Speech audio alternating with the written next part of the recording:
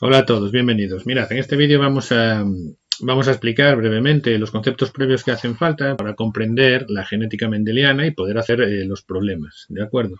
He hecho tres apartados para este vídeo. El primer concepto importante es el de cromosomas homólogos.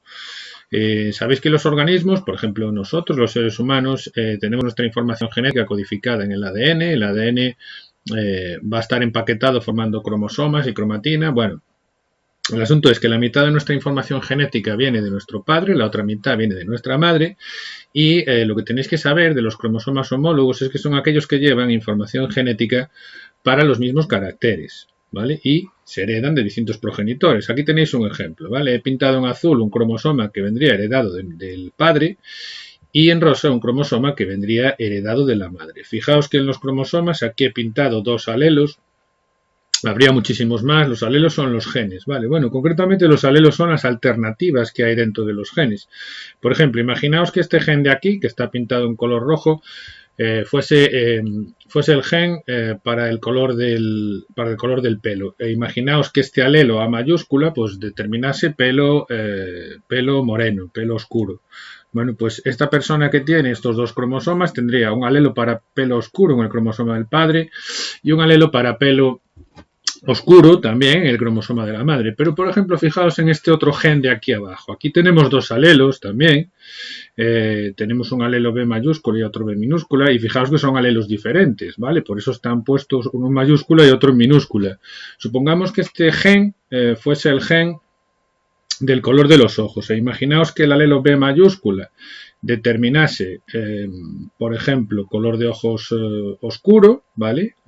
Negro o marrón, y este alelo B minúscula determinase color de ojos claros, verde o azul. Bueno, pues aquí, para lo que pasaría aquí con esta persona, esto ya tendríamos que meternos a explicar otros conceptos en los que no quiero meterme en este vídeo, pero veis que en los cromosomas homólogos, que vienen la mitad del padre y la otra mitad de la madre, vamos a tener genes y en los genes puede haber alelos, que son las distintas alternativas funcionales dentro del gen. Por ejemplo, para el gen color de los ojos puede haber un alelo de color de ojos oscuros y otro de color de ojos claros y que no tienen por qué coincidir, pueden ser iguales o pueden ser diferentes. Bueno, diríamos para este ejemplo que tenemos aquí que esta persona que tiene estos cromosomas en sus células es homocigota, es un homocigoto para este gen, para el alelo A mayúscula, porque los dos alelos, el del padre y el de la madre, son iguales. Y para este otro gen, este individuo, esta persona sería heterocigótica o heterocigota, porque tiene dos alelos, dos alternativas diferentes dentro del gen, ¿vale? Una vez que tengáis claro el concepto de cromosomas homólogos, ¿vale? Lo siguiente que hay que tener claro es cómo son los mecanismos de reproducción sexual, ¿vale? Las especies que tienen reproducción sexual, animales y plantas, va a haber un macho que va a producir espermatozoides, bueno, granos de polen si se trata de plantas, y una hembra que va a producir óvulos, ovocitos, ovocélulas, ¿vale? Se va a producir un proceso de fecundación, un proceso de fusión del espermatozoide con el óvulo, y para un macho, para formar sus espermatozoides, sus gametos, los gametos son las células sexuales, ¿vale? Espermatozoides y óvulos. Un macho para formar sus espermatozoides y una hembra para formar sus óvulos tienen que pasar por un proceso de meiosis. Es la meiosis, el tipo de división que genera los gametos. Los gametos sufren un proceso de fecundación y de un espermatozoide que tenga un número n de cromosomas y de un óvulo que tenga un número n de cromosomas, se va a obtener un cigoto que tenga 2n cromosomas. Por ejemplo, nosotros, la especie humana, tenemos un total de 46 cromosomas, es decir, para nosotros 2n es igual a 46, ¿vale? Entonces, un hombre que forme espermatozoides por meiosis, ¿qué va a ocurrir durante la meiosis? Lo que va a ocurrir es que se va a reducir a la mitad el número de cromosomas, y entonces un hombre que forme espermatozoides formará espermatozoides con un número n. De aquí, si despejáis n, va a salir que n son 23 cromosomas, y esto es lo que hay en los espermatozoides, 23 cromosomas, y en los óvulos también hay 23 cromosomas. Cuando se junten, cuando se produzca la fecundación y se junten los 23 cromosomas del padre y los 23 cromosomas de la madre, se va a obtener un cigoto con 46 cromosomas, ¿vale? Y los cromosomas, repetimos, el concepto importante es los cromosomas homólogos, que son los que llevan información genética para los mismos genes. Puede haber el mismo alelo o puede haber alelos diferentes. Y los alelos, recordad que son las alternativas dentro del gen. Por ejemplo, repito una vez más, para el gen color de ojos puede haber un alelo color de ojos oscuros y otro alelo color de ojos claros, ¿vale? Y luego mirad, la terminología genética más habitual.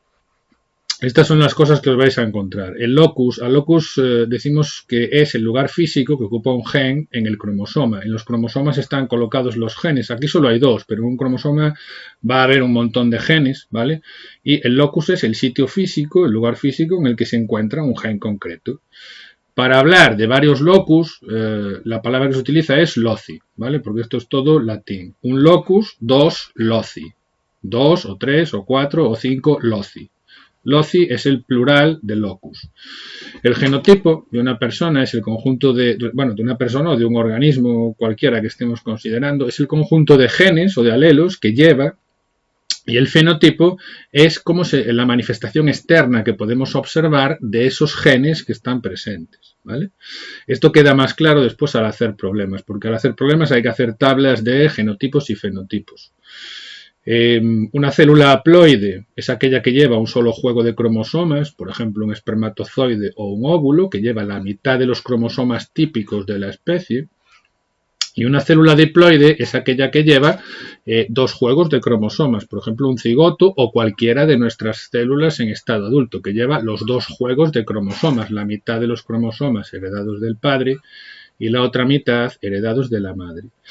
En genética mendeliana también se habla de líneas puras para un determinado carácter, y esto de línea pura es lo mismo que decir homocigoto.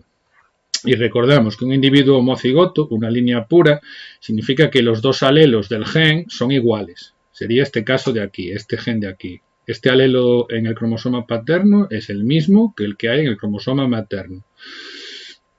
Un individuo monohíbrido es un individuo heterocigótico. Sería este ejemplo de aquí, ¿vale? Un individuo heterocigótico es el que tiene dos alelos diferentes dentro de un mismo gen. Y os podéis encontrar también, y os vais a encontrar, de hecho, cruces dihíbridos. Un dihíbrido es un heterocigoto doble, es decir, si consideramos dos genes, uno para dos caracteres diferentes, un individuo que sea doble heterocigoto, pues eso es lo que le llamamos un dihíbrido, ¿vale? Y luego tenéis que tener claro, pero eso también se ve mejor al hacer problemas, que existen varias generaciones. Existe lo que se llama una generación P, que significa generación parental, que es la generación de padres que al sufrir un proceso de reproducción sexual, cuando se cruzan, dan lugar a una descendencia que se llama F1. F1 significa primera generación filial, son los hijos de la generación P, y al cruzar entre ellos a los individuos de la F1 se obtiene otra generación que se llama F2, que es la segunda generación filial, que son los hijos de la F1. Bueno, estos son los conceptos previos para poder comprender los problemas de genética.